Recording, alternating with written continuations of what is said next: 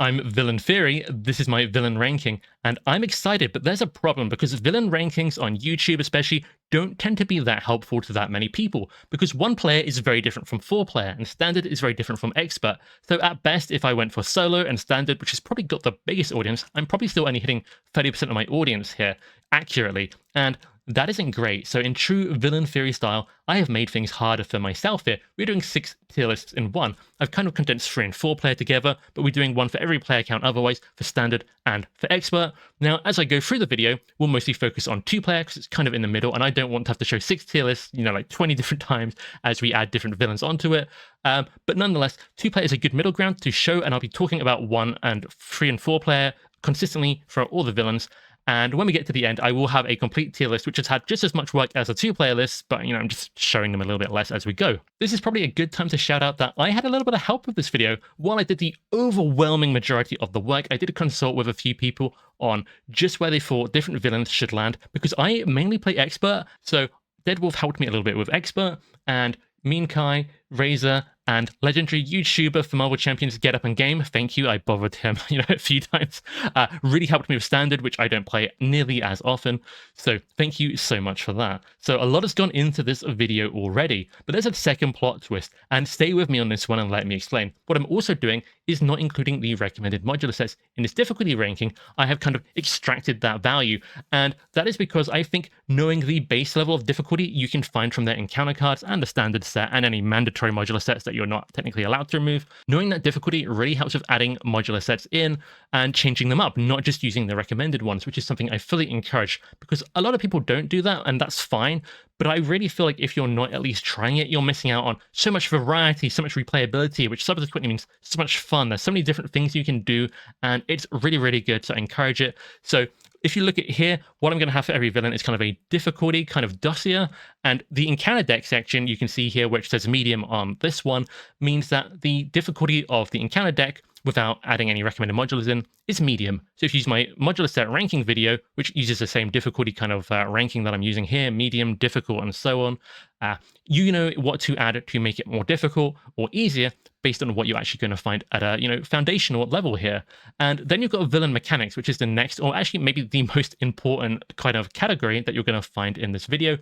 That is the things like the villain stats, scheme, attack, their health, any kind of setup abilities, main scheme, permanent environments, that kind of thing. If it happens once a game or once a turn, guaranteed. If it's printed on the villain's card, that is going to be coming under villain mechanics for the most part, and that is kind of the anchoring point. You cannot really change that. Some of these setup modulars can kind of tweak that needle a little bit, but for the most part, that is the anchor, and the mod sets will just change the encounter deck. And generally, the difficulty will be somewhere between the encounter deck and the villain mechanics, and that is how I'll be rating them on this video. Just quickly, we've got the difficulty levels 1 to 10. Easy to, difficult to nightmare, and so on and so forth. I think these are pretty self-explanatory. Most scenarios fall in the middle, but I will say, especially if you're newer to the game, don't feel bad if the easy scenarios are giving you some trouble, because the game has a baseline difficulty. You have to understand the ebb and flow of it, kind of what to prioritize, what to do, what cards to play, that kind of thing. And this is also made from a place in the game where we've had 8 different waves of content, I think 7 different expansions. So what's easy these days, especially for a player who's played for a long time, might not be easy for everyone. So just take it with a pinch of salt, and don't feel bad about where they fall. It's just an overall difficulty ranking. Hopefully that makes sense. Lastly, we've got the criteria. I'm not ordering the villains within their tiers because I've got 10 different difficulty categories already. I think there's already quite a lot of separation, but having to do all the villains in order for 6 different tier lists, which is what this video really is doing, is a nightmare that I can't quite do. I spent so many hours on this. I'm not including the recommended modular sets, which I talked about, and actually that encounter deck difficulty rating that I've got there. I've genuinely been through every single encounter card in the game multiple times, including all the mod sets, which is what I did for my mod set video. So it's taken quite a lot of work. Hopefully this is valuable to you guys. I'm basing it kind of on an average experience, and that's not necessarily player experience, but some villains have encounter cards that if you get in the wrong order are especially deadly, but I could just play that in scenario, 5 times in a row and it not come up, it not happen. So it's really not based on the worst case scenario, which I think a lot of people default to, oh, this could happen, but really was probably likely to actually happen. And on a similar vein, we're not counter-picking these sort of villains with special decks or certain heroes that are good against them. It's kind of going to be from an average perspective there, and also not campaign mode. Now let's get into it. Up first, we have Rhino, and Rhino's a very straightforward bruiser. He just wants to hit you, and well, that's fine. His encounter cards are easy. He doesn't really have anything too much going on mechanically, except his main scheme is punishingly low. For some reason, it's, I think 6 threat per person, which in solo play, you are just going to scheme out randomly sometimes when you pull advanced, especially, if you're a newer player or struggling to keep that threat down with a low threat removal character. So that is where Rhino's difficulty really comes from. He also has some overkill, just a little bit of an issue if you're not kind of prepared or able to deal with it at the time. But for the most part, pretty straightforward villain that, because of that threat threshold, a little bit easier on the higher player counts. 2-player is a world of difference from solo enabled, your ability to go Ultra Ego. But other than that, he's just Rhino, and have fun beating him up. Next up, we have Klaw, who's quite a jump in difficulty, especially if you only have the core set. He can feel quite hard. He kind of comes out swinging with lots of high starting pressure. That is the mark of Klaw. Once you get through all that starting stuff, it's a side scheme and a minion. On expert mode, it's 2 side schemes. If you can kind of stabilize in a couple of turns and have things under control, you've basically won against Klaw, short of some kind of freak nightmare shadow of the past at the runtime kind of deal. But for the most part, he's otherwise pretty easy to deal with. His encounter cards aren't too bad. He does have double boost cards, so if you change up the modular sets to include more boost effects, you could be in trouble. But at the same time, if you change up the modulars and don't include boost effects, he's actually pretty chill. Next up, we have Ultron, and Ultron can feel a little bit easier than Klaw sometimes on standard mode, depending on how well you can do with that hard start, but Ultron can be pretty difficult. He's pretty tanky, and he has lots and lots of drones. So he's got 3 minions actually built into his encounter cards in his deck, but he will constantly make you put the top card of your deck face down as a drone, and that can be pretty overwhelming. And decks that are really good at dealing 1 damage to destroy those drones, they only have 1 hit point, are devastating against him, but decks that aren't can really struggle, which makes his difficulty quite hard to rate. Worth noting is that Ultron is a lot more difficult on expert than standard. He starts on his 2nd form, which is the way kind of all expert villains work, but his 2nd form is harder than his 3rd form for some reason.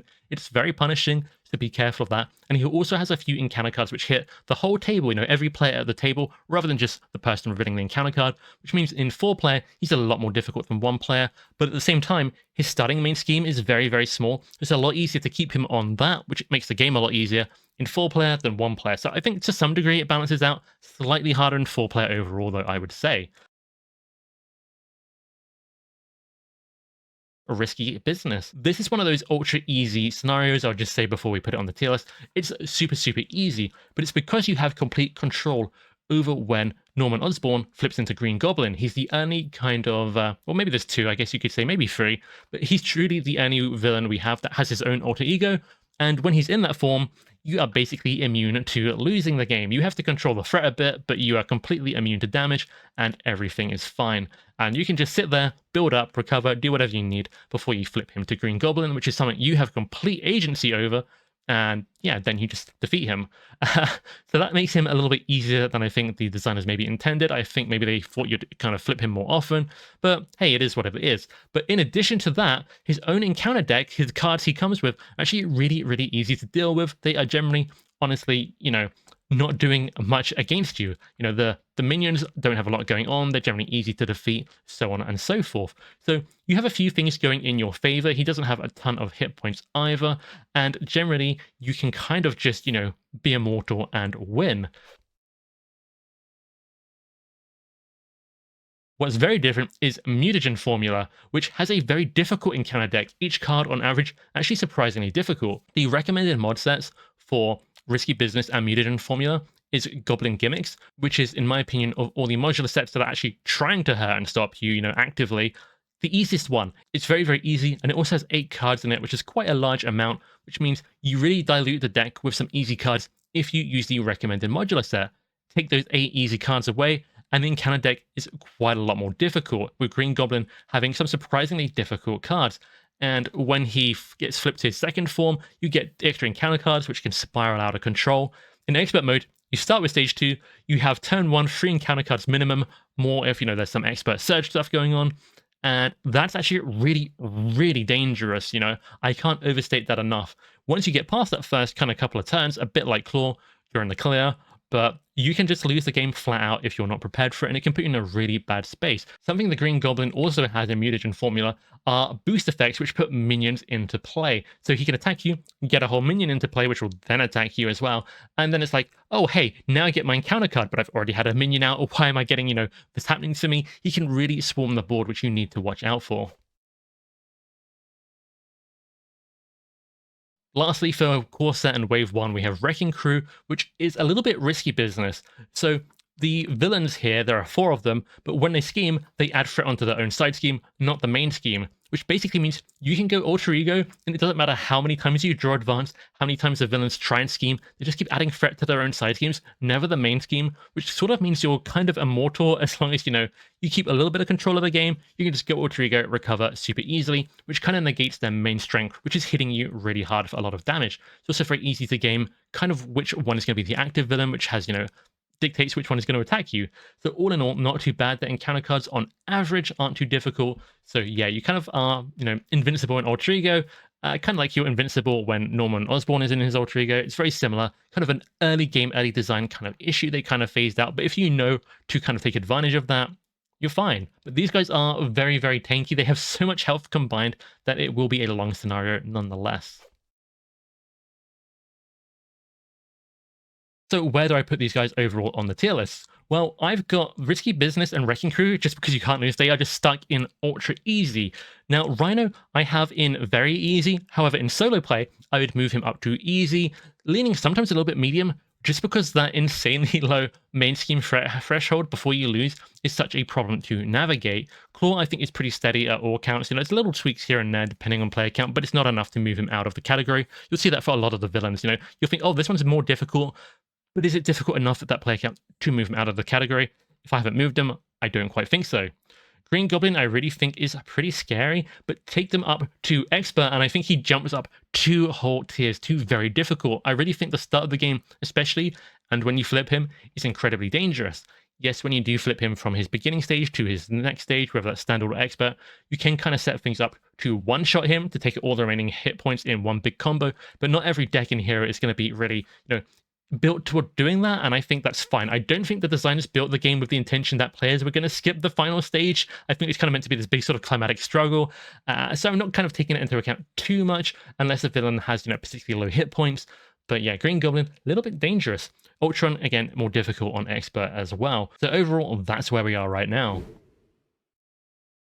Starting us off at Wave 2, we have Crossbones, who is super, super easy. I think the hardest part about him is the recommended mod set, Legions of Hydra, and as soon as you aren't taking that into account, you're changing up the mod sets, he's not left with a lot. Yes, weapons can give him piercing and things, but, he only kind of has one of his own. The experimental weapons are there, but they're generally very easy to remove. He doesn't have too much going on, and he has such low hit points. When you kind of realize about his low hit points, you can kind of just focus him down, and even if he's got a couple of weapons on him, there isn't really much he can do against any kind of coordinated effort in multiplayer, or just one person smacking him repeatedly and winning. But he is pretty interesting. In Expert, he gets the machine gun starting in play, which can hit you pretty hard. If your first encounter card is another attack, and the machine gun goes off again against you, and you get a bit unlucky with it, he can actually put some huge pressure on your hit points, which is very, very scary. But aside from that, not too much is going on. Absorbing Man is very often spoken of as one of the easiest villains in the game, and I think this is true in general, but mostly on Standard. I think in Expert, he does pack a little bit of a punch. It is a little bit harder. He's still really one of the easiest, but the Standard mode is a lot easier than the Expert mode, if that makes sense. But yeah, he's got a lot of cards. They don't tend to do a lot unless he's got the right trait, but he'll only have one trait at a time, unless he's got the side scheme out, which you can just remove. It's not too difficult. So, he doesn't kind of do too much is kind of the problem with Absorbing Man. He's really there to slow you down in the campaign, and when you're not playing him in the campaign, he's just kind of, ambling along as you punch him in the face and win. So not a lot to say about him in all honesty, and that is probably the, slightly biggest downside if I was going to rate him for fun, but he is a pretty solid experience. He's a good testing ground if you're new to the game especially, so he is kind of interesting in that regard, and he does have more of a purpose in the campaign, which is more interesting. Next up, we have Taskmaster, who's really weird. Overall, kind of medium difficulty, but his encounter deck has several of these side schemes called Captured by Hydra, which when you defeat them, you get a 0-cost ally that's pretty strong, and that's such a huge boost in the player's favor. It's hard to understate it. I think it quite honestly trivializes the difficulty of the scenario. So if you don't happen to see many of those or any of those, he might feel a little bit more difficult, but on average, you're seeing a couple of them, and on average, you are probably going to destroy Taskmaster, without too much of a struggle. Overall, as long as you manage your health well enough that you don't need to flip back and forth to Ultron on Hero too often, because, flipping to Hero is what he punishes, even though he starts with a slightly more difficult side scheme, not terribly difficult still overall. Then we have Zola, which is a huge jump up from the other three in Rise of Red Skull, and he changes so much based on player count. In 4-player, not that bad. In solo, he's kind of a nightmare, especially on Expert, where you're getting your side schemes, his minions out, and you defeat the side scheme, another minion comes out, and they can have a decent bit of hit points or tough cards, and it's not the worst thing in the world, but it's definitely pretty notable. A very tough challenge in solo a lot of the time. It's easier in 4-player, or just per player, it gets easier for multiple reasons. One is that the main scheme has these counters, which just go up once per turn. Doesn't matter if there's 4 of you or 1 of you. Once you get to 3 of them, you get a minion into play, which is to say, every few turns, you'll get a minion against you in solo, and every few turns in multiplayer, you'll get a minion against 1 of the 4 people. In 4-player, there are 3 more people to deal with that minion that comes in than in solo, which makes things a lot easier, but it's even more than that. A lot of his encounter cards are attachments, and the attachments are honestly really easy encounter cards. It might not feel like it if you have a minion in front of you with all these big attachments on it that, give it a lot of health, but having one attachment give a minion +2 hit points is much easier than getting a 5 hit point minion that might go and find an attachment itself and put on it. So in multiplayer, if one of the first couple of players gets a minion out onto the board from their encounter cards, and a later encounter card is an attachment, it's so much easier than, let's say, in solo play, you don't have a minion out when you get an attachment as your encounter card. It will surge, and then you have an actual more difficult encounter card. So Zola really gets easier on a lot of fronts there, especially with more people to help with the starting pressure and move things around. And he has very low hit points as well. So while the Retaliate might put you off hitting him, you can sometimes just hit him and win if you're being overwhelmed. Up next is Red Skull, missed the side scheme, and his own side schemes actually mostly have rewards for when you defeat them. It helps the players in some way, but the rewards don't scale up per person, while the amount of threat does. So I think he's a little bit more difficult in multiplayer, but not significantly, because generally the footing will be more efficient, you have more people to manage the other problems, so it kind of balances out. Justice in solo is going to devastate Red Skull, but protection, aggression, especially with a small card collection, maybe going to struggle quite a bit. So kind of difficult to rate, on a very average experience, because the aspects in solo are so different. But ultimately, while he's a good challenge overall, I would say, in terms of what difficulty he presents, he's one of the easier final villains to an expansion we have ever had. But I really like him. He's so interesting. And if you change up the mod sets to put in more difficult side schemes that go in his special side scheme deck, it can make him absolutely brutal, really a tyrannical difficulty, which is really fun. So yeah, he might not be too difficult overall, but you can make him difficult. Of all the villains in the game, mod sets change up the experience here way more than most villains, significantly, because it kind of alters his mechanics, not just his encounter deck, which is the big difference here. Lastly, from Wave 2, we actually have Kang here, and Kang is such an interesting villain because he has these different stages. The second one kind of varies, it splits players up in multiplayer. It's really interesting. But if you can just, block with allies or stun him, which is 2 kind of, pretty common avenues. If you don't have one, you probably have the other. You kind of negate the difficulty of his, villain activation, his attack against you. And that makes him a bit easier if you are relying on your defense stat or some kind of weird strategy, soaking it with your health and whatever. It's a little bit more difficult, but still, if you're prepared for that, not too bad. So ultimately, aside from his huge attacks, the main thing is he takes a long time to beat. If you're a deck that needs to win quickly, you're probably not going to win quickly against Kang. He has so many hit points despite, not being a multi-villain scenario in the truest sense, not like Wrecking Crew. There aren't like 5 villains on the board at once, but he might split up into 4 villains in multiplayer, let's just say that. So this is where they fall roughly on the rankings. You can see Zola kind of at the top along with Red Skull here, but if this was a solo, a 1-player tier list, you would see Zola would actually be 1 tier up on both of these because he's just so much more difficult to deal with there. Whereas in 3 and 4 player, he actually moves down. He changes really quite a lot. He's not too bad. He's a decent challenge, but not too bad when you go to the bigger player counts. Otherwise, we have Crossbones, so I do think starting with the machine gun is just notably harder in Expert. I think you do have to respect that, but aside from that, pretty easy, very, very simple. Now we start the Galaxy's Most Wanted wave of content, and oh, this was a pretty controversial one. This is actually when I started playing the game years ago now still, but it was an interesting time to start, we'll say that. Brotherhood of Badoon, also known as Drang, is a very, very fun scenario, but not as hard as you would think. The main difficulty in this scenario actually comes from his recommended mod set, which is the Band of Badoon, which is a 10-card mod set, by the way. Huge mod set, joint highest amount of cards in it. And that's pretty scary. His own cards, not that bad, at least in solo, and I would still say 2-player. Take it up to 4-player, for example, though. What he has a lot of are side schemes. He has tons of side schemes, and in multiplayer, they just scale up hugely, 10 threat per player, minimum 12 threat.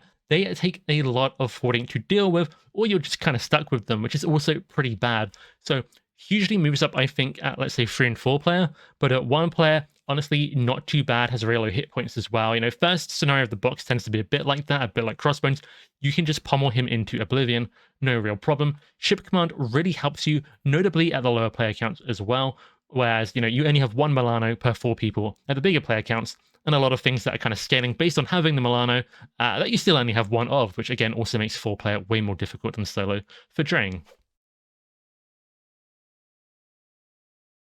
Infiltrate the Museum, also known as Collector 1, is a little bit infamous. This is one of the scenarios which I have my, if I had to say which one I had least faith in where I placed, it would be this, because this is probably my least played scenario in the game, because I don't like it. But that aside, though, the difficulty is pretty scary, because he has this unique kind of win condition, where when things are discarded, whether it's his own cards or your cards, they go into the collection.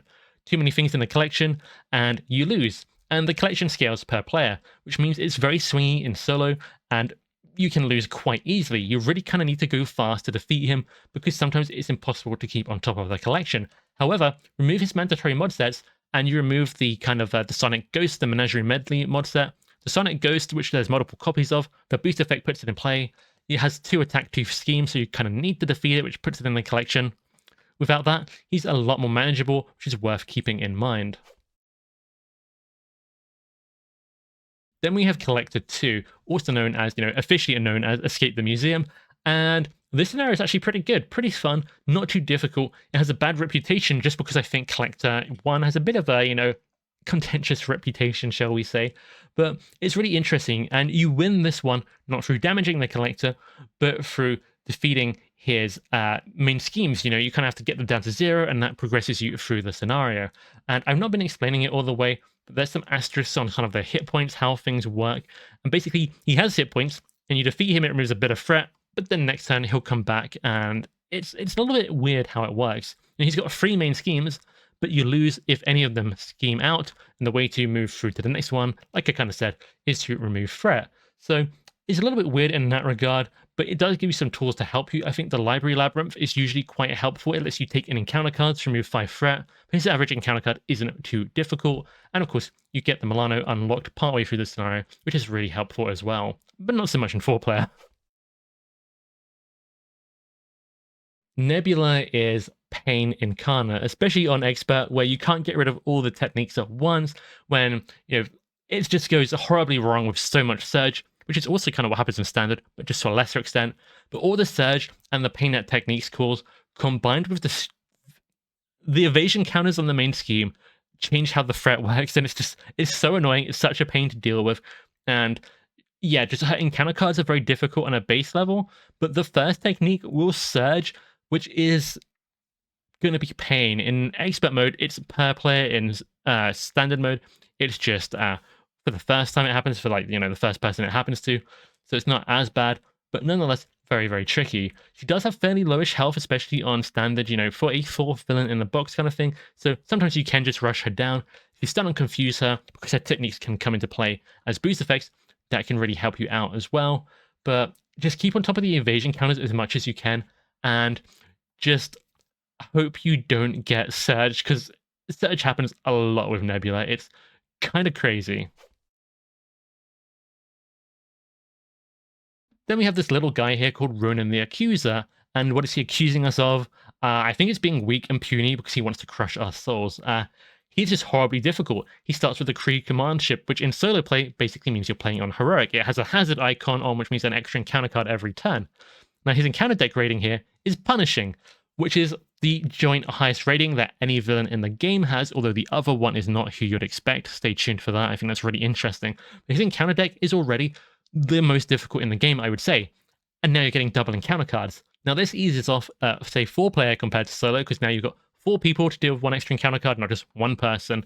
But the main scheme goes up 2 per player. So at 4-player, it's 8 threat a turn baseline. You do have the Milano, but it's only 1 of them, and you need it to deal with a lot of stuff. You can actually use it to cancel encounter cards, which you will need because Ronan will be just destroying you. Losing on turn 1 is not just any, likely-ish. It's actually, fairly common. The amount of times I see someone says, I'm playing Ronan for the first time, and then they say, oh, I lost. Now, Ronan's main thing that makes him difficult is that he has lots and lots of attacks, and he hits like a truck, particularly with Fanaticism, one of the worst encounter cards in the game. It gives him piercing, overkill, and I think ranged, not that you care about that, and it surges maybe into an attack, because again, he has so many of them. But yeah, you can kind of deck build to counter the attacks, but I mean, you're deck building specifically for a scenario. That's not what this tier list is really about. Other than that, you just have to play it really efficiently, kind of hope for the best, and try and defeat him before he defeats you. You can't generally play slow against him outside of the strongest characters in the game, which can kind of outvalue his crazy output. But even then, Fanaticism might just get you. So I'm having to split the tier list up a little bit now, just because the 10 categories don't fit in neatly, and unfortunately, accuracy is the price we pay, and we lose the prettiness here. But as you can see, Ronan is our first level 10 difficulty, Omega level threat. Nebula is our first level 8, sort of globally. On Expert, you'll see her a little bit higher here. Then we got the Collector, who on solo I put a little bit higher, because the threshold of the collection is so ridiculously low.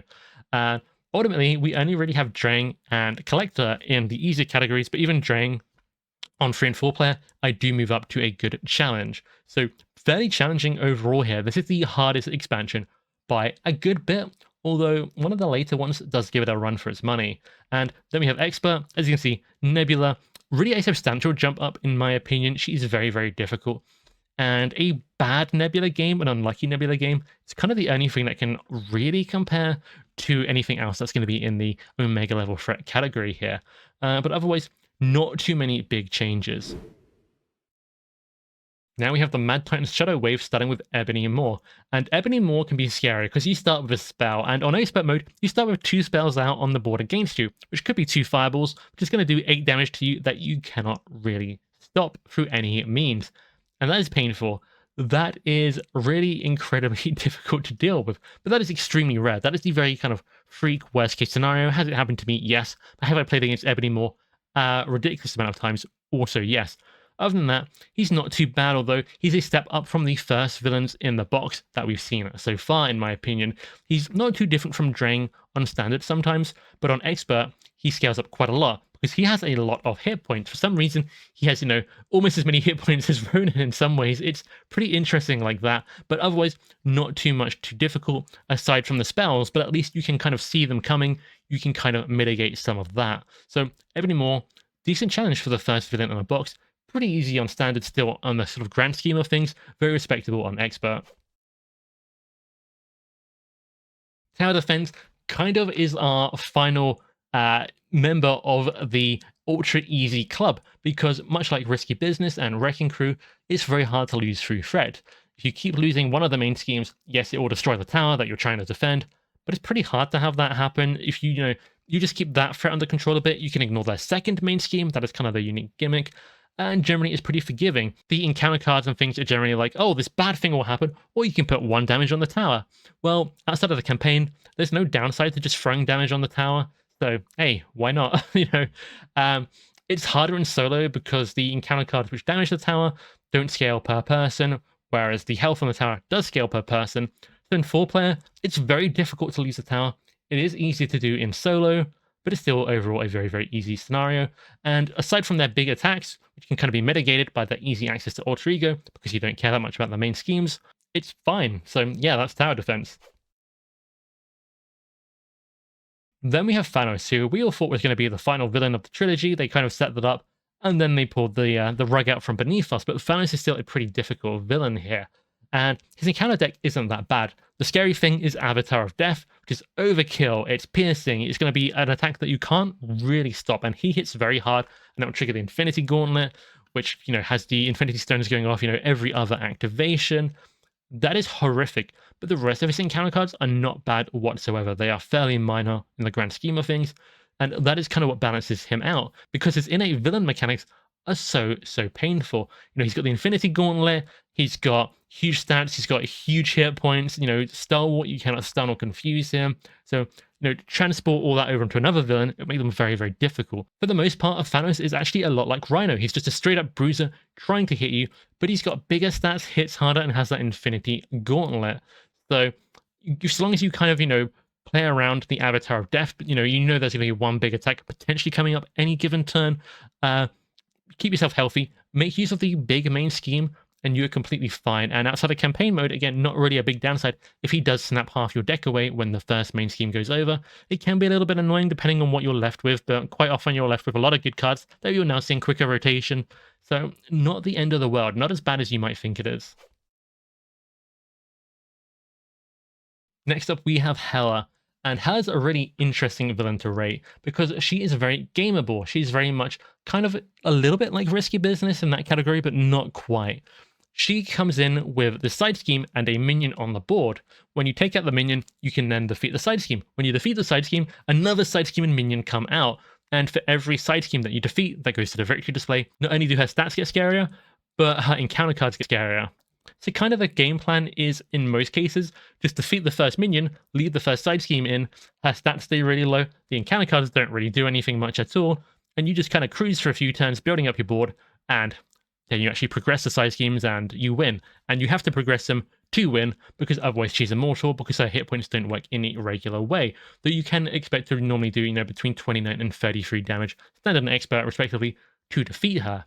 And really kind of weird to rate in this regard. If it's your first time playing her and you don't know how to game her sort of in that way a little bit, you will suffer, and she's actually extraordinarily difficult, I think. But if you do it this way, you're fine. Loki is the final villain of this box. He has the Infinity Gauntlet as well, and the experience with him can vary a lot depending on which Loki you get out, because there are several different versions of him, kind of, illusion and trickstery, he kind of changes around, and he hits hard, he schemes a lot, and the output is high. His encounter cards are pretty difficult, even outside of his recommended modular sets, which are also difficult.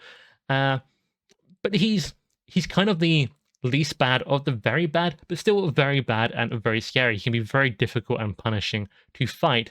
So he also has a very small encounter deck, so the modular sets you add in have a big effect. If you put in some easier mod sets, it actually makes him a lot easier. You put in some harder mod sets, you are going to enter a new world of suffering with Loki. Now, he doesn't have any overkill, so blocking with minions is 100% safe here.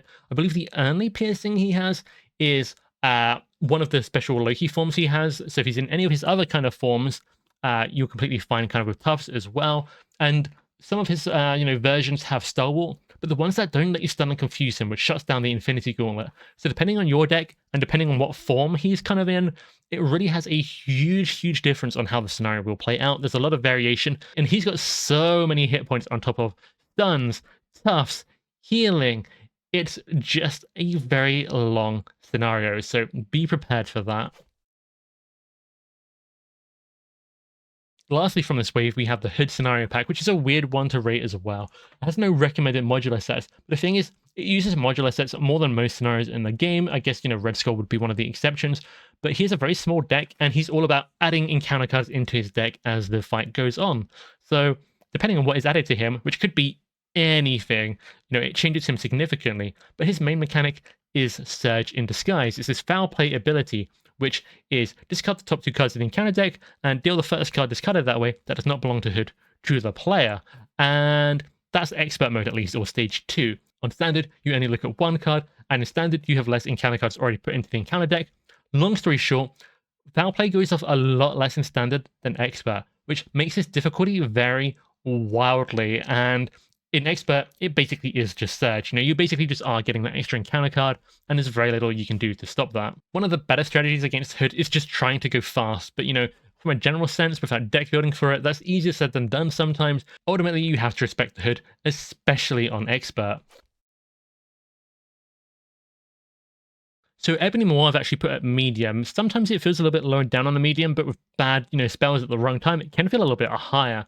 We've got Tower Defense, which is also super, super easy. Just hard to lose that if you really play around the tower in the correct way.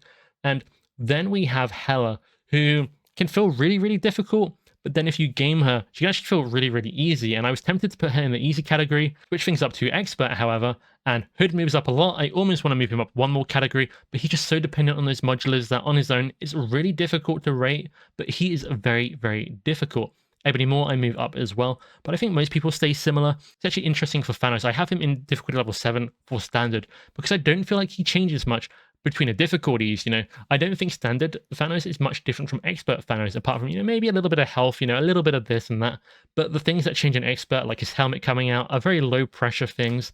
So I think Avatar of Death as well is just kind of a very expert kind of card, as well as Star Wars and Infinity Gems. That just makes him a bit more difficult in that regard. I think per player, these villains don't change a lot in terms of player count. I do think it's a bit weird with Ebony Maw. In 4-player on Expert, there'll be no spells left in the deck after you've dished all the spells out at the start of the game, which is kind of weird, but ultimately, not too bad.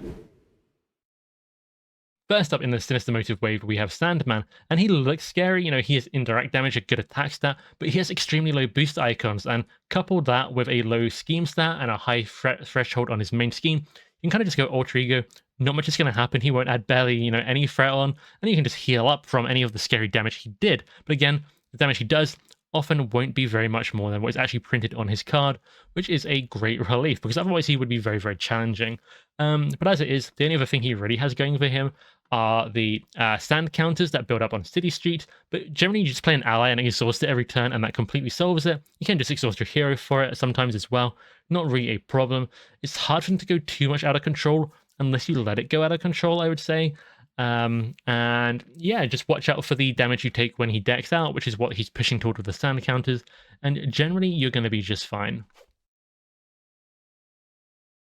Venom is next, and he's really interesting. A lot of people struggle with him, I see, or say he's actually pretty difficult. I do think he's a good challenge, but I don't think he's too difficult in the grand scheme of things, because he comes with the Bell Tower, and the Bell Tower is this kind of environment that's there, and when you attack him, you can actually choose to, instead of damaging him, put counters on the tower, and those counters kind of serve to protect you from damage. It's a safety net. And Venom's whole thing is hitting you with these big attacks. He has a lot of overkill baked into his encounter deck. So if you have this safety net that you build up, you're pretty safe from his main source of damage. So yes, he is very scary when he attacks, but you kind of have this built-in safety net in the scenario that you should be using a lot of the time. So that's the Venom scenario. Really actually like it. Very fun. Mysterio is such a weird villain to rate. He has a very high variance. You could pull Shadow of the Past from your own deck, or maybe just some easy illusion cards, because that's what happens from his boost effect. He has encounter cards which do it as well. He basically puts encounter cards into your deck. Very Arkham Horror, but more, but you get to draw a card to replace them, so it's not as punishing as drawing a weakness in Arkham, so on and so forth. Ultimately, Mysterio is kind of weird, but not too bad overall from my experience. I do think it can go crazy, but it can also go very easy. Stuns and Confuse are good, so you get less illusions from, because you're getting less boost effects. And he doesn't hit very hard, so there are some kind of mitigating factors to the threat of getting some really bad cards out of your deck. And aside from getting bad cards out of your deck, he doesn't really do anything else beside that. That is his whole thing, so you're not kind of having to deal with that and something else, which might be the case of a harder villain. The Sinister Six is a really interesting multi-villain scenario where the villains are kind of more like minions. You knock one out, another one comes in, kind of jumping back and forth in and out. And when you defeat them, you get to remove threat from a side scheme.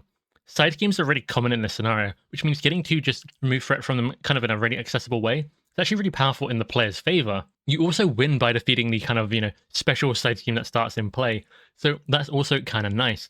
And generally they're not doing too much. What makes them dangerous is when you go into expert mode and a bunch of their cards gain surge. Things from Guerrilla Tactics gain surge and extra effects as well. So Expert changes up a lot significantly, and it actually changes up their encounter cards as well as a mandatory mod set, whereas normally just going into Expert mode, you add in the Expert cards like Under Fire or whatever, maybe there'll be an Expert 3 at some point. But generally, you're just adding extra things in, whereas here, going on to expert changes up what is already there, which is really, really cool.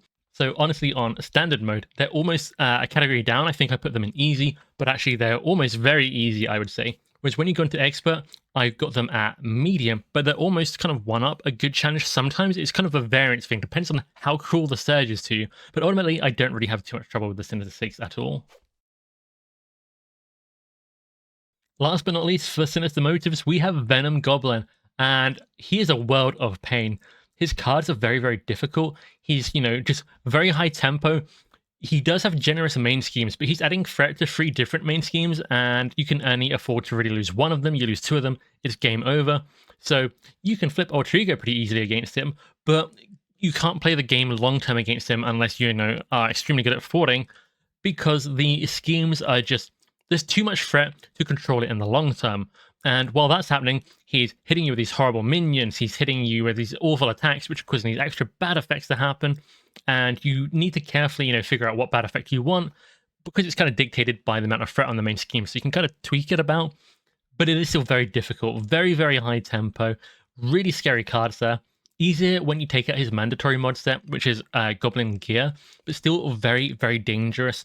One of the hardest villains, no matter what difficulty you're on, but such a huge step up on expert, where you start with 2 face down encounter cards. It's very Mutagen Formula, except Venom Goblin is much harder than Mutagen Formula, just across the board with encounter cards and how he works. So you just need to do your best and try and stay afloat, and try not to lose on turn 1.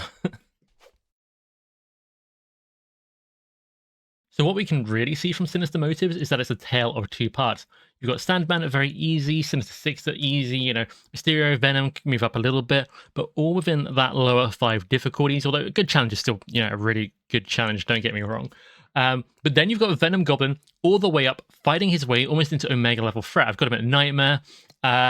It's so difficult. It's wild to me that Venom Goblin is there, and then 4 completely fine and normal scenarios. It's really, really strange. Take this to expert, however, and I've got Venom Goblin right up there with Ronan. I do think Ronan is more difficult, but Venom Goblin is kind of at the same tier, at least, if not quite at the top of it. So that's pretty scary. I also move Mysterio up, also move Sinister Six up. So expert has quite a decent little jump there, but ultimately, not the most difficult expansion, not the most difficult wave, except for Venom Goblin, who's going to give you nightmares. We're on to the X-Men, and we've got Sabretooth, who people struggle with Sabretooth, and he is, by the designer's own words, much harder than a regular first villain of a box is. And they kind of did that knowingly. They wanted it to be a challenge. It kind of just fit the theme and the story they wanted to tell, and that's fine. But not only do you have to free the Senator, you don't have to keep defending the Senator, or Sabretooth keeps healing. And for some reason, he has the Mystique modular set normally, which is horrible. But taking that out, he's still pretty difficult. I'd say, just scenario asks a lot from you, but is otherwise pretty manageable overall. It is interesting, if you stun and confuse him a lot, he doesn't activate so much, he doesn't heal as much. If you're an alter ego, you don't have to worry about defending Senator Robert. So, you do have some things going in your favor, but it's kind of weird. What I do like to do is on the first main scheme, which you can't lose the threat, but the more threat on there, the more damage the Senator will take. You let that go a little bit, set up, then free the Senator, because when you free Senator Robert Kelly, what happens is the main scheme threat resets, so you don't have to worry about clearing it if you're just efficient with setting up and then saving Robert Kelly, which is pretty fun.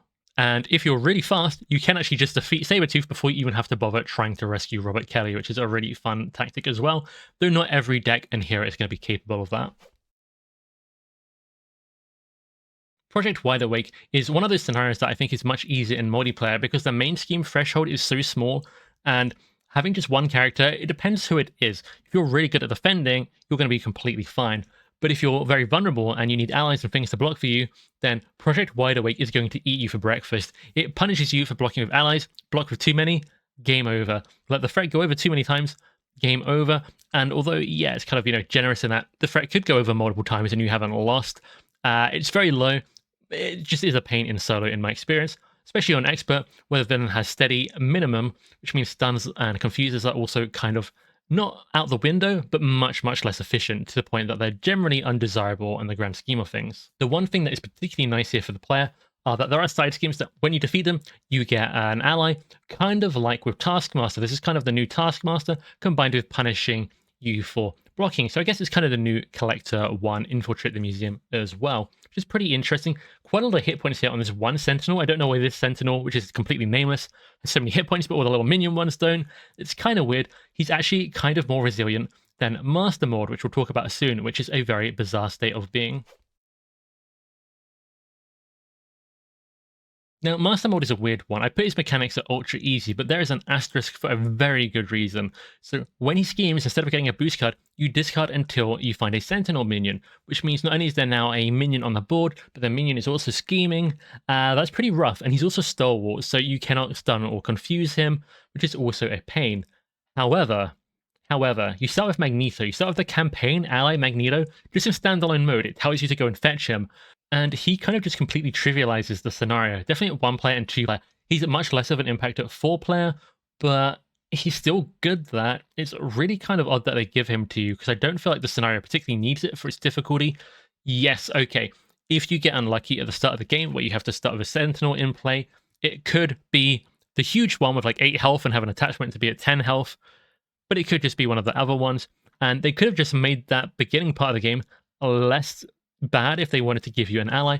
Anyway, kind of off topic from a villain sort of difficulty tier list ranking thing, but I just find it really confusing. But it's nonetheless kind of interesting. And he's otherwise, aside from that, a little bit more difficult. So when you only have 1 Magneto per player, he's much more difficult in 4 player, but still is generally not too difficult in my experience. And it's also interesting that the minions are quite chunky in general for Master Mode and quite small in general for Project Wideawake, because although they have the same modular sets if you use the recommended stuff, they have kind of the opposites. The recommended for Master Mode is the optional for Project Wideawake and vice versa, which is kind of interesting. What's really interesting is how I sort of mentioned Project Wideawake. Master Mode has less hit points than one random Sentinel in Project Wideawake. He has very low hit points, so worst case, you can tend to rush him down actually relatively easily. Mansion Attack is another kind of Mysterio situation where there's just so much variety, so much variance, that it's hard to say how it will go. Specifically for Mansion Attack, it's because the villain is different. You start with a different villain each time, and you go through several villains in different orders, which changes things up. But you also have different main schemes with different effects. And some of these can be really punishing, and some of them aren't too bad. If you have Pyro on the board and he does indirect damage, and then you have, Retaliate on the main scheme, you're taking damage whether you like it or not. But you could also, get toughs on all your allies, things like that, that are going to make you really hard to defeat, and it's generally going to favor you more because you'll probably see more allies than you will minions, and things like that. So definitely a very interesting scenario, lots of replayability, and overall, I kind of put it just above medium. I do think there are some challenging things with those bad combinations that are maybe not always going to hit you, but they are fairly likely to at least get one bad combination once per game. Definitely if you play like 4 games of Mansion Attack, you are likely to get a bad combination at least a good couple of times at minimum. Part of what makes this easier is stuns. There's no stalwart or steady built in here, and a lot of the villains only do their bad thing when they activate, when they attack specifically, so that is pretty helpful. But otherwise, you just kind of have to hope you don't get a bad combination for your deck, and they're not the worst aside from that. Next, we have Magneto. Very difficult, very punishing, very high tempo, starts with a lot on the board as well. His pressure isn't super high on standard mode, at least, because, on expert, you start with an extra counter card in front of you as well. But what you do start with are these side schemes, a bit like Hela, and you have to defeat all of them before you can defeat Magneto. And although there isn't a rush to do it, you do only have so much damage you can put on him until you do remove them, so you are incentivized to do it. What's more is that by defeating them, you get to make him lose steady, which lets you stun and confuse him, and stunning him specifically makes it much easier, because when he attacks you, when he's not stunned and can just keep activating, every time he does, he gets a magnet counter. When he gets enough of those, something very bad happens. And yeah, getting through those side schemes to stun him is generally the kind of best way to beat him, but not every deck is going to be built to do that, which can make him incredibly difficult, more than just very difficult. So he is kind of scary, especially on expert. I do think he gets slightly harder in multiplayer, but not quite enough to move up in the terms of the tiers, especially without his recommended mod set, even though the teamwork from that has now been weakened a little in the new rules. Long story short is that Magneto comes out swinging, he hits really hard, he's got these side schemes to start with, but at least you can stun him. That is one thing you can do against him. Then we have the very weird Mojo Mania scenario pack starting with MaGog, but it's an amazing scenario pack and I love these villains. Specifically MaGog, awesome villain. He's kind of this gladiator and you beat him very differently. Yes, you need to defeat him and yes, you need to keep the main scheme down, but what basically happens is when you defeat MaGog, the audience loves you and then he heals and you keep fighting. When the main scheme goes over, the audience love MaGog and he gets some counters and you basically win by getting the audience on your side by doing things that favor you. He gets the audience on side by doing things that favor him. So it's really, really interesting, really fun mechanic. I really like you're trying to get the audience to cheer for you. It recontextualizes the way that damage and threat removal kind of works in terms of win and loss conditions, but it's still very, very vital. So all your toys in your deck will still work really well. And it's really awesome. Now he gets counters when he damages you, so stuns and tufts and things are really, really beneficial here. Now what is perhaps most interesting here is, rather than player count, is the standard to expert jump. On expert mode, he gets 2 rating counters when he attacks you, and damages you, that's double. And then you only get 2 per player ratings counter when you defeat him, which is, you're losing a third of what you get when you defeat him, and he gets double when he hits you. So it's a huge, huge jump and change in difficulty. And because his deck is so small, he has a very few amount of cards in his deck, the expert cards with all that surge on there and things are actually going to come up a lot more frequently than almost any other scenario in the game, which means expert, again, is just quite a significant jump up in difficulty. Spiral, again, from Mojo Mania, expert mode, a lot scarier. Her third stage, when she flips to her cornered form, which is her whole special mechanic, she hits like a truck. She has the Spiral Swords cards. She has 2 of them and a card that I think finds them. So it's just incredibly dangerous. That card, it's so hard to get rid of. It pumps her attack stat up massively, makes her very, very dangerous. To top it all off, you have to corner her, as I kind of mentioned. She's got this kind of side scheme that you need to keep defeating, to keep working your way through to try and find her where she's hiding. It's really, really cool. It's very different. It kind of would be a revised version of Risky Business, in my opinion, and I think they did it really, really well. And subsequently, unlike Risky Business, which is very easy, this scenario is quite challenging, but I find it very hard to rate. Again, it's high variance as you keep defeating her side scheme, as you keep working through the kind of show sort of setting deck, trying to find where she's hiding. The card that lets you find her could be at the bottom of that deck or at the top, which means you need to remove potentially a lot more or less threat than on average, depending on how that goes. So that's a big thing. Speaking of fun, weird, and unique, we have Mojo, and this is kind of just a race. Both Spiral and MaGog are hard to just keep up with. You can't play them slow. You have to go fast. Mojo is the same, maybe even more so. It's hard to say, but he's crazy. So his encounter deck is actually incredibly weak. Of all the encounter decks, the way I mathed them out, because I put tons of effort going through every card for this, I think he's got the easiest encounter deck in the game. But his villain mechanics are gruesome. He's just adding so much threat on every turn. And what happens is when he gets through the encounter deck, which he races through very quickly, you then add in basically kind of another mod set. You get a bunch of cards from that mod set, which are much more difficult than his normal encounter cards. So while his encounter deck is generally easy, you're going to get bursts of, harder encounter cards as you go, and he's going to be racing with the threat and discarding his deck, and there's a timer, and there's a whole thing. Now what's interesting about Mojo is it's kind of beneficial to go Alter Ego. He has a bigger scheme stat, it's going to add more threat on that way, but it means his force response, which means you discard cards and add threat onto your character, etc., etc., doesn't really happen, which is a net gain overall, even if you're still adding threat on and do need to be a bit aware of that. His attacks aren't too bad though. It's kind of an interesting kind of decision there, because if you let him just keep attacking you, he only has 1 printed attack. He does not hit hard at all, even on expert. So yeah, really weird, really fun, kind of hard to rate, but I would say trends toward the more difficult side on standard and on expert. Overall, we've got Magneto pretty high and Mojo pretty high, and most of the other scenarios all fall around the middle. MaGog, it was said to me maybe I should move him down to easy, but I think if you're not running stuns and tufts, there are some heroes that have such bad matchups with him, even on standard, that I do think he deserves to be up a little bit. But take things over across onto expert, and MaGog moves up a lot. I think Spiral moves up. I think it's just so much more dangerous. Also, I think Spiral's more difficult in multiplayer just because you're more likely to get those stupid swords faster and you can't remove them. And it is pain and suffering.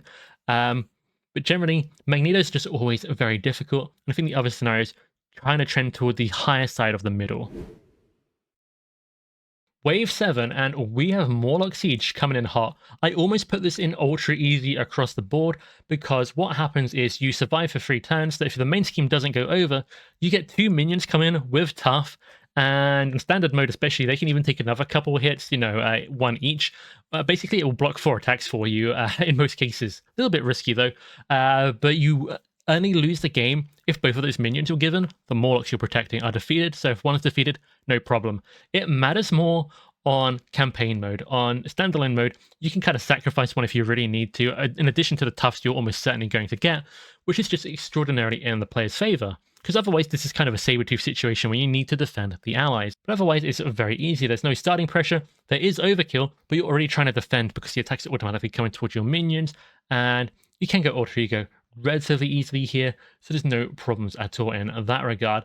And it's interesting how the villains can be pretty scary. There's a lot of variation, but each of them tends to have a weakness as well. Generally, just getting those Morlocks with those toughs in, which happens almost every single time, makes this an easy scenario, but not quite ultra easy, because actually there's some overkill hidden in their encounter cards, which can be dangerous. Again, I don't think it's too much of a problem normally, but it's something to be aware of and play around.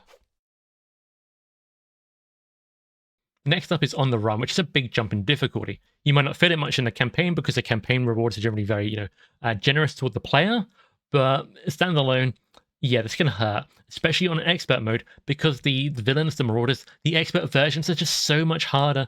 Now, what's interesting for On the Run is that there are 7 potential villains you can get. This is kind of the same for Morlock Siege, but on Morlock Siege you'll defeat one and a new one will come in. And so if you get a really bad one, you can kind of just prioritize defeating it quicker, and then you're okay. With On the Run, you're stuck with whatever you get, and these marauders are not made equally, especially on expert, where they can be very, very punishing and difficult. So you might get a really kind of easier villain that you can deal with, or it's just, generally a little bit on the easier side, and just breeze through this. Or you can get some really difficult villain, like I think Harpoon on expert mode, or Grey Crow if you're not chump blocking, he can do so much damage. There's just some very dangerous possibilities here that has a lot of variance on, the results of the scenario. So a little bit hard to rate, but on the whole, quite a lot of tempo. It's very much like Mutagen Formula. A lot of minions going to be coming in. I actually think this is kind of like the new Mutagen Formula. It just doesn't rely so much on boost effects, and it just has scarier villains instead. But yeah, really interesting scenario. A little bit hard to rate.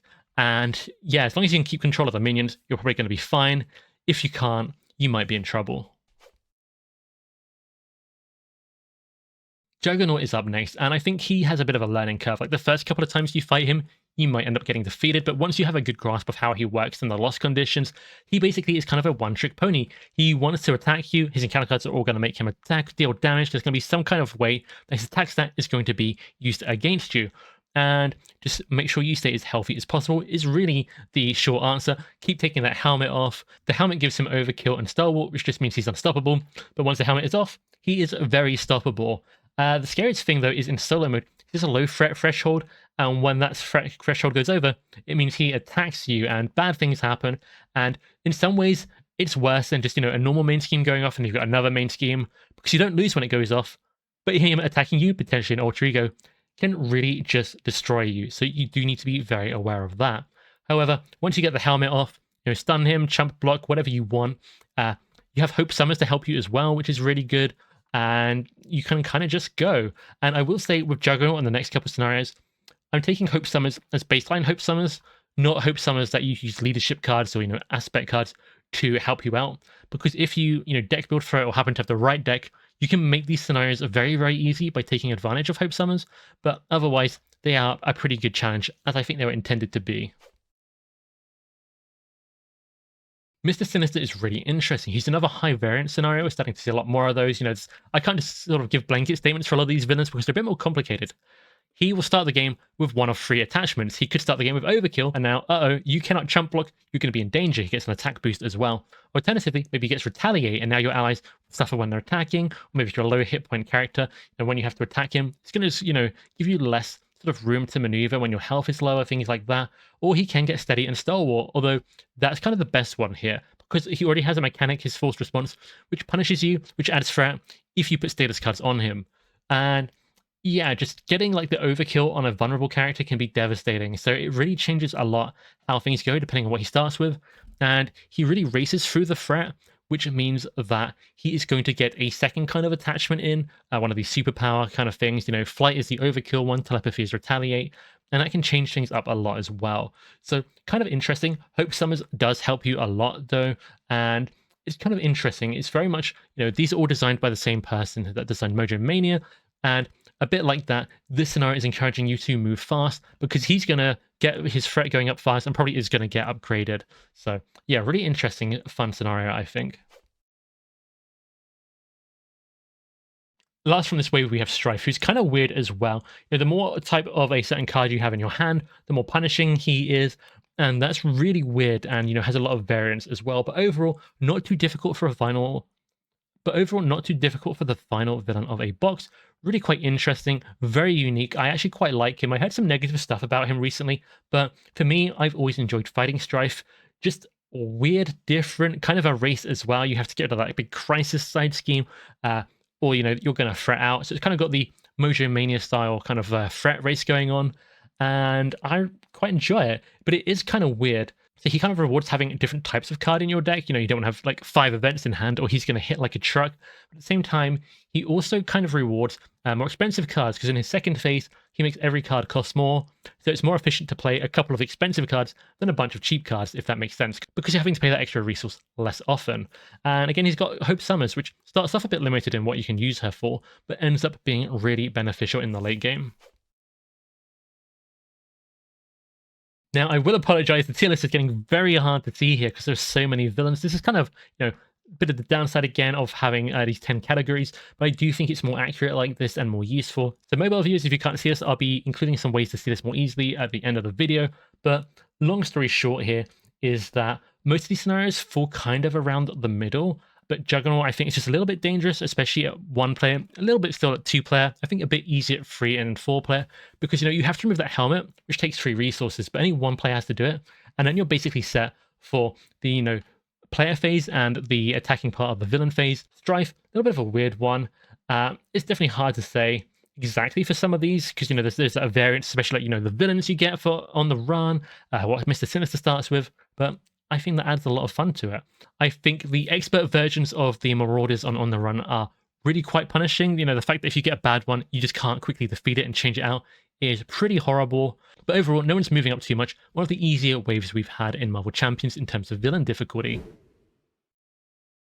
In the latest wave, we have Unus or Unus. I don't know how to say it. I've heard both.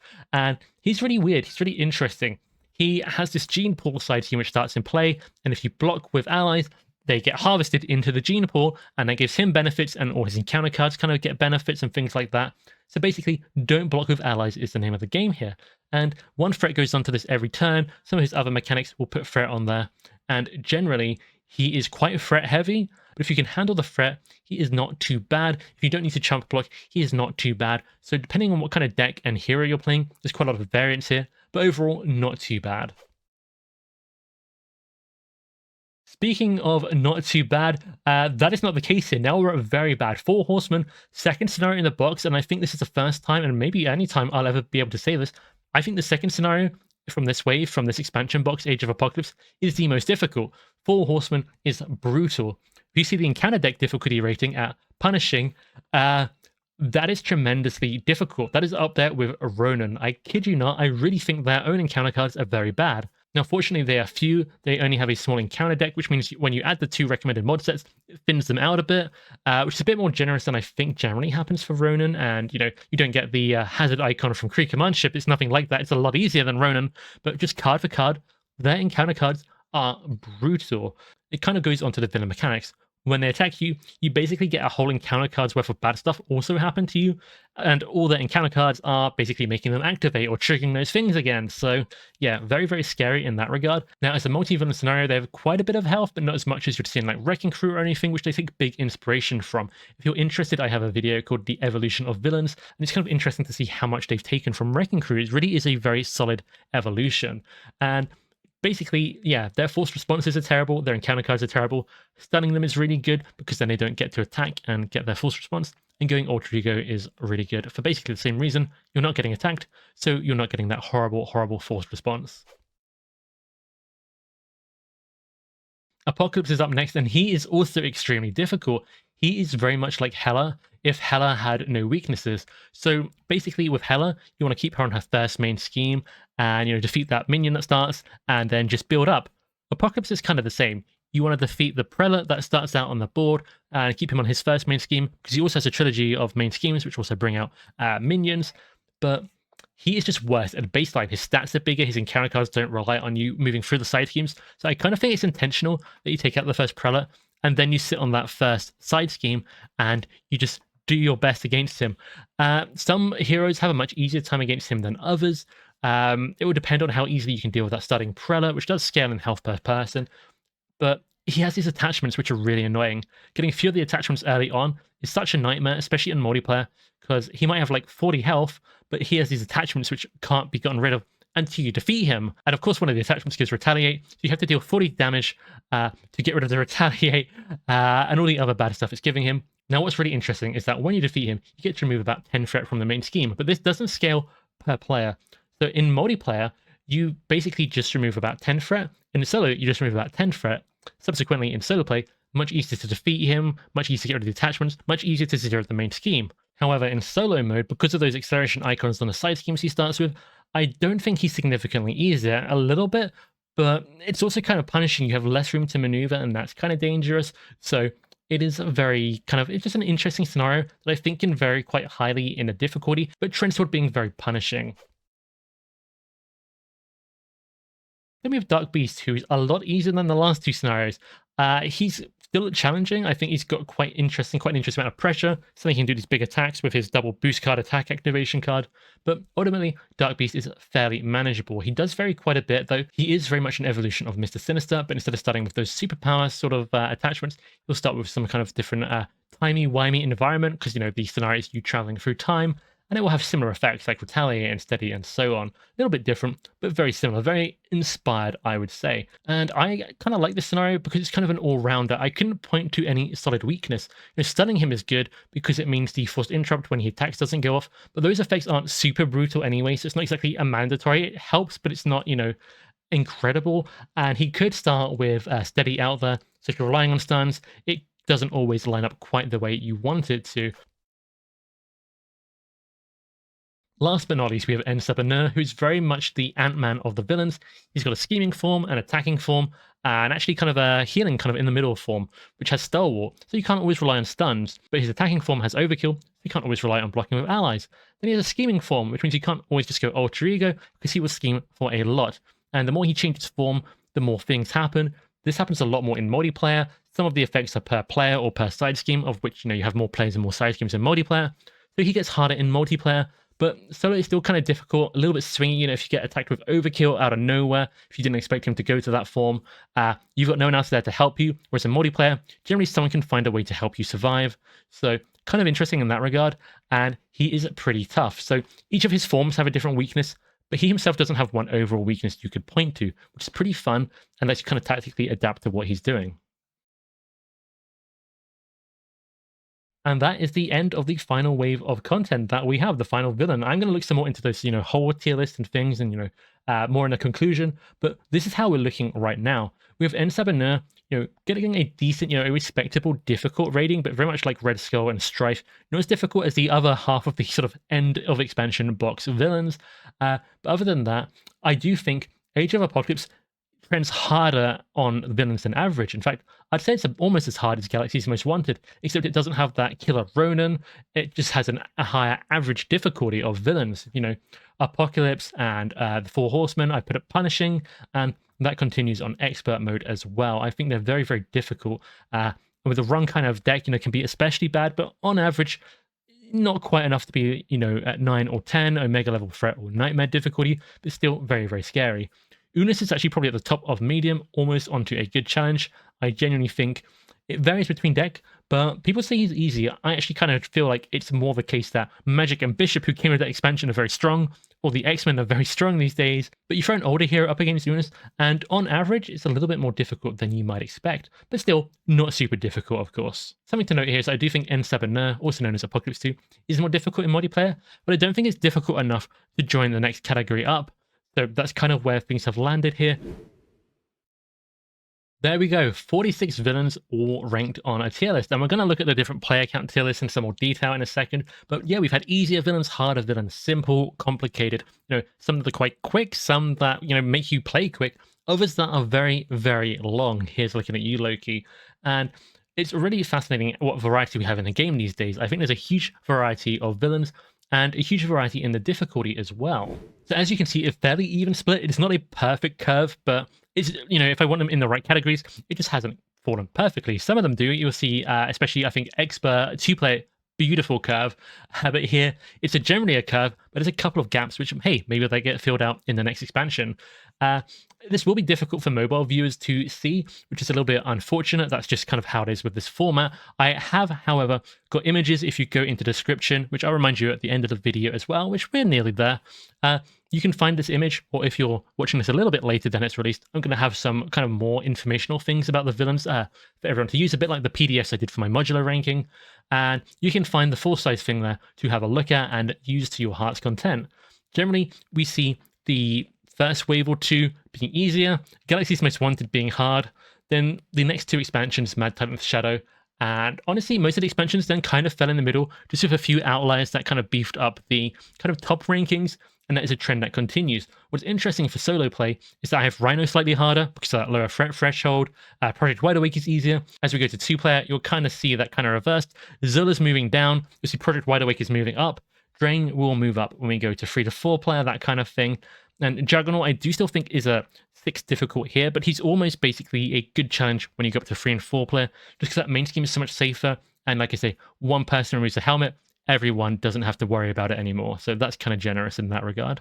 At 3 to 4 player on standard, and this actually also goes for expert, what kind of happens is the scenarios that are easier with more people and also harder with more people kind of all meet in the middle. It's really interesting how it's just filling out that middle block, and it's curious, I have no idea what kind of player count they balance the game for. I know 2 players said a lot, but, I know designer Tony Fanchi has just said in the podcast, he actually most often plays, normally outside of testing at least. So 3 to 4 players, I wonder how much influence that kind of thing has. But it's definitely interesting that there are more in the middle, in my opinion, at 3 to 4 player. So I don't know how you guys feel about that, but that has been my experience. So hopefully this has helped out standard players quite a lot, because I probably should have said this at the start of the video, but my kind of goal here is to have something kind of guiding. It's not going to be perfect for every situation. There's, 50 plus heroes that can be in 4 different aspects in a million different combinations against all these different villains, which have their own variety. Everyone's experience will be different. But I think this is a good sort of baseline starting point. That if people wanted to have, fun with the game, they can look at this, pick a scenario that's at the right difficulty for them, and generally get a good experience. So hopefully this is useful. Moving on to expert in solo, it's going to be very similar to standard in solo. We looked at Ultron being more difficult, Green Goblin being significantly more difficult, also MaGog, Nebula so much more difficult on expert and things like that. Also, make sure you watch out for the hood on expert mode, but otherwise, the changes from 2 player to 1 player are otherwise basically the same as, standard 2 player to 1 player that we've already looked at. Looking at 2 player, this is what we saw kind of toward the end of the video as well here.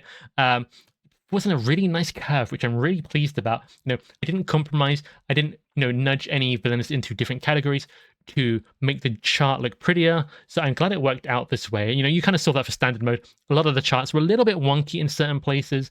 So this is really fun to see. And generally, it's basically all the expert changes we just talked about, kind of also made against the kind of 2-player changes that otherwise would take effect. Going with a 3 and 4 player, very similar, just like standard mode 1 player versus 3 or 4 player. No real significant changes here versus standard, aside from the stuff that's already different on expert. Master mode is still at its easiest in 1 player, still at its hardest in 4 player. And that about does it, guys. So hopefully this is useful. Again, you'll find all these images in some form in the link below in the description, so make sure you check that out and use it to help you pick villains in the future. If you have any differing opinions, of course, please let me know in the comments. Every comment helps. Hey, if you hated the video, bad publicity is good publicity. It will help the algorithm. Let me know. Please like the video if you enjoyed it. Please subscribe if you want to see more. I've got a modular set ranking. I've got all different videos. It's very analytical here on this channel. And thank you so much. I'll see you guys in the next one.